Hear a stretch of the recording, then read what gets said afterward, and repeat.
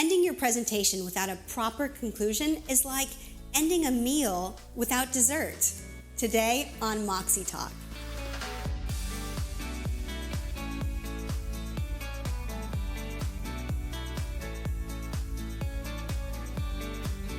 Hey everyone, it's Via. Welcome to Moxie Talk, where we help you find your voice, share your message, and lead with confidence. This is part 3 in our 3-part series on how to create a powerful and engaging presentation. Today we're talking about the conclusion of your presentation. Now, many people think the conclusion of their presentation happens when they press the end meeting button on their Zoom call. But I have to let you know that there's actually a much better way to end your presentation, and that is by creating a call to action.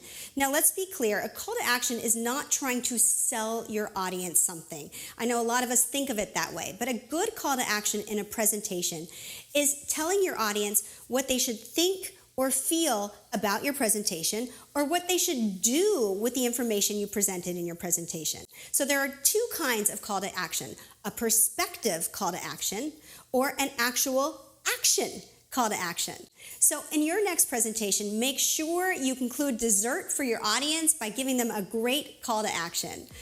For more information on engaging and powerful presentations, check out our links below and join us in our live Mastering Virtual Communications course, or check out our free Mastering Virtual Communications mini course. See you next time.